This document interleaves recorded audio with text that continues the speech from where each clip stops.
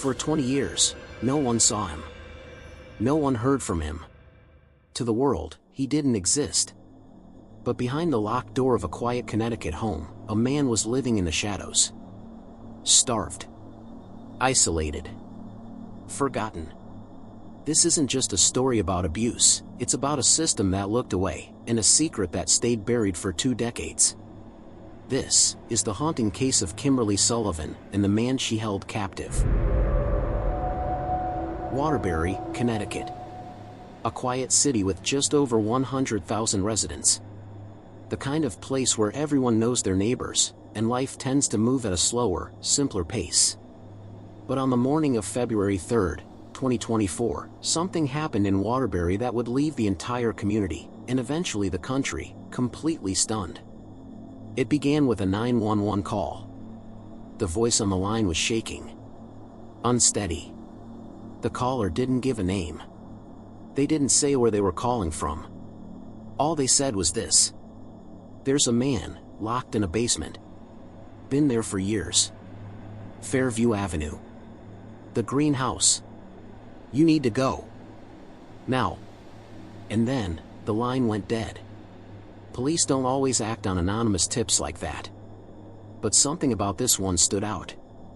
The urgency. The fear. The precision. So, 2 officers were dispatched to the address, an aging greenhouse on the east side of town. Fairview Avenue. Quiet, modest homes. A few American flags waving on porches. Not the kind of street where you'd expect anything unusual. The house they pulled up to looked normal. A little run down, maybe. Chipped paint on the shutters. A wind chime clinking in the cold breeze. But nothing that screamed something's wrong. The woman who answered the door introduced herself as Kimberly. Middle-aged, soft-spoken, polite. She wore glasses and a knitted sweater, and told officers she lived alone. No visitors, no one else inside. She acted confused when they mentioned the 911 call. "There's no one in the basement," she said with a smile. "That door just leads to the utility room." Still, the officers explained they had to check. Just to be sure. Kimberly hesitated, just for a moment, then handed over a ring of keys. When they unlocked the basement door and stepped inside, everything changed. The smell hit first. Mold. Sweat. Something else, something sour. The kind of smell that clings to old walls and human misery. They descended slowly.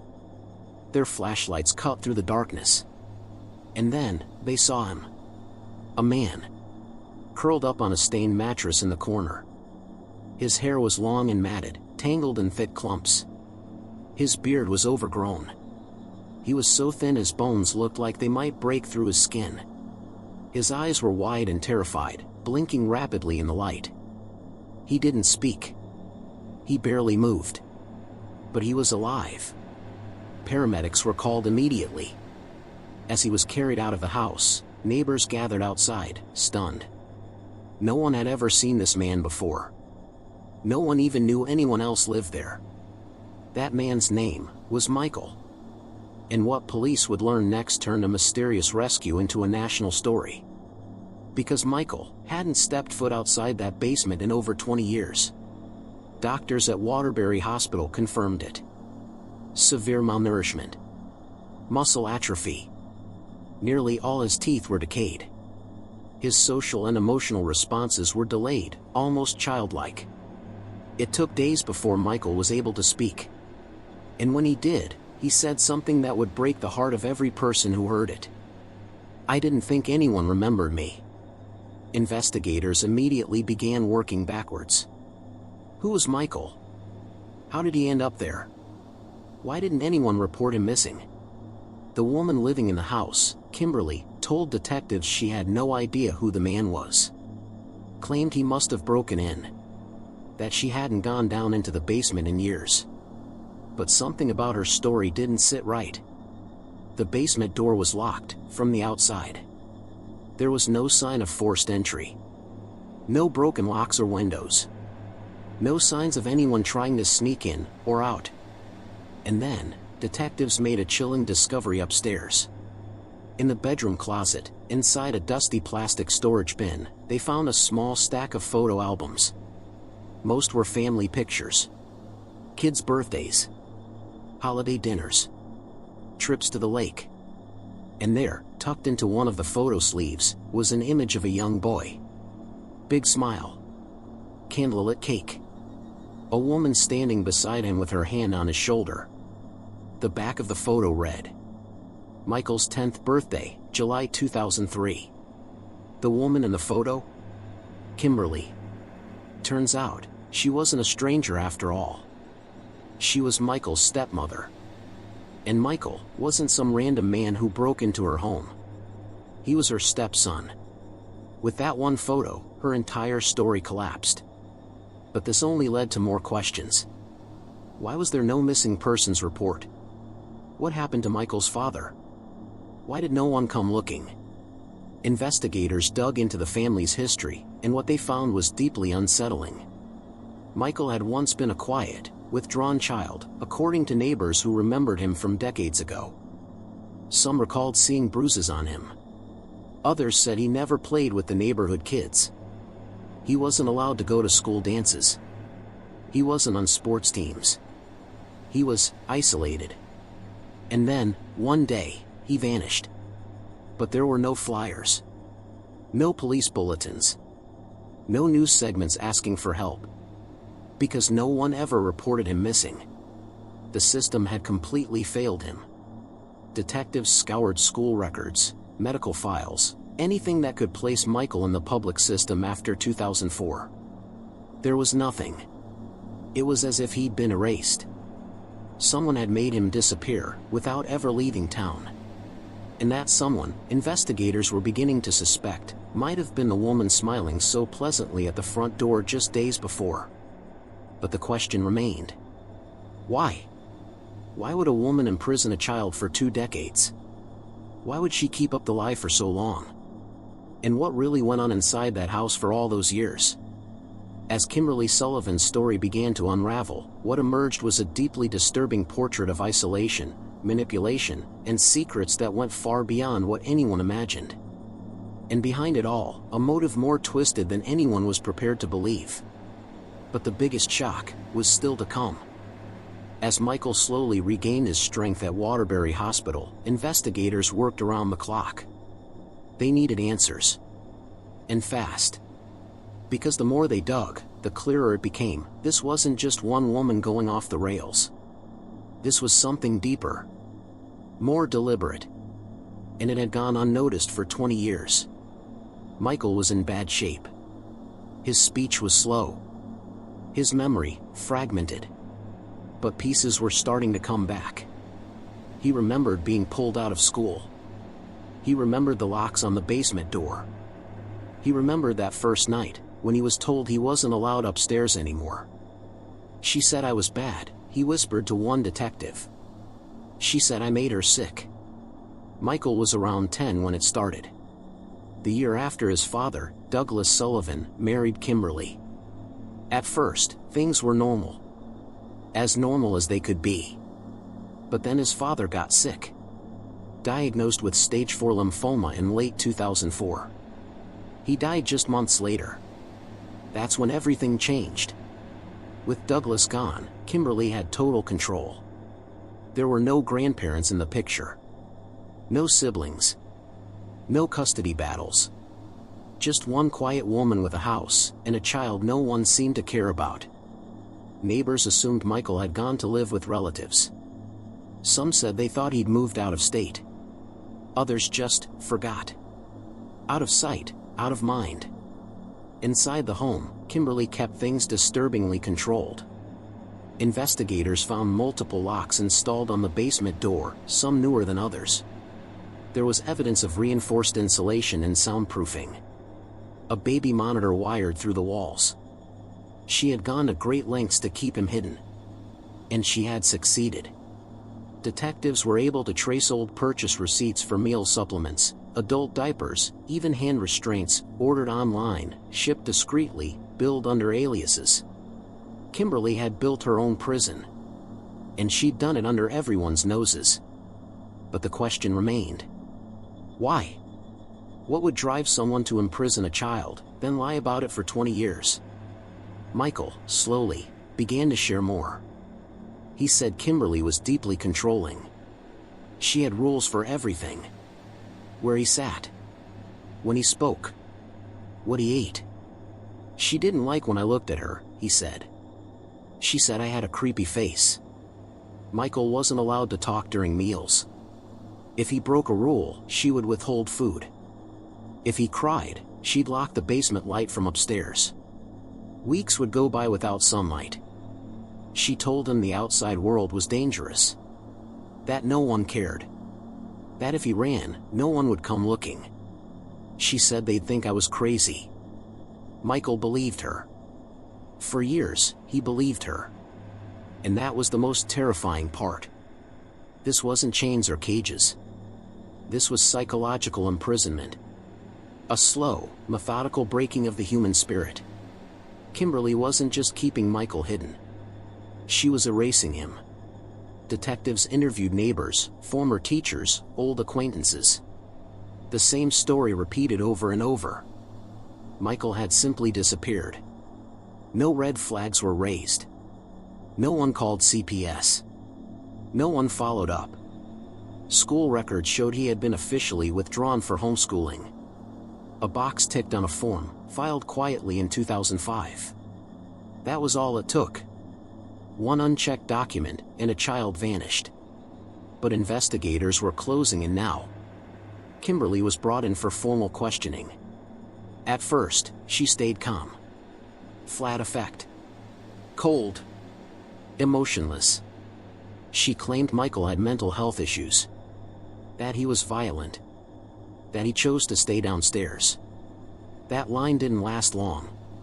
Faced with mounting evidence, photos, receipts, the confession of the victim himself, Kimberly's story began to crack. She started blaming Michael. Then blaming her late husband. Then blaming the system. What she didn't do was show remorse.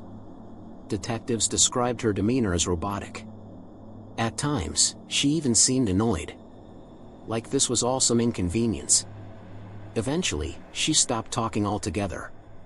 A search warrant of the house revealed more damning evidence. Old journals. Notes written in a precise, obsessive handwriting. Some pages detailed punishments. Others listed lies she told to keep people from asking questions. But the most disturbing entry? It was dated November 2005. Just months after Douglas Sullivan's death. It read, "He's mine now. No one will take him. He'll learn." Chilling. Investigators were now certain this was not neglect. This was not some misunderstanding. This was abuse. Sustained. Calculated. Covered up. And now, it was time for justice.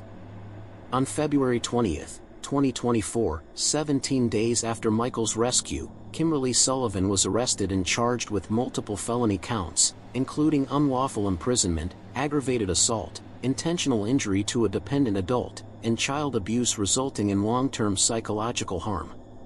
More charges were expected as the investigation expanded. At her arraignment, she pled not guilty. Her attorney claimed the situation was being sensationalized by the media.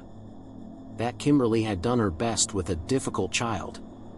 But the evidence told a different story. So did Michael. And so did the medical reports. As the community tried to wrap their heads around what had happened, the questions only grew louder. How did this go on for so long? How could a child vanish and no one follow up? Where were the systems meant to protect him? The case made national headlines. Talk shows, podcasts, and legal analysts debated it nonstop. The failures were systemic and personal. Michael's story highlighted massive cracks in the education system, social services, and community oversight. A child withdrawn from school, and no one checks. A father dies, and no welfare visits. A young boy disappears, and everyone just forgets. One anonymous phone call changed everything. To this day, authorities haven't confirmed who placed that call.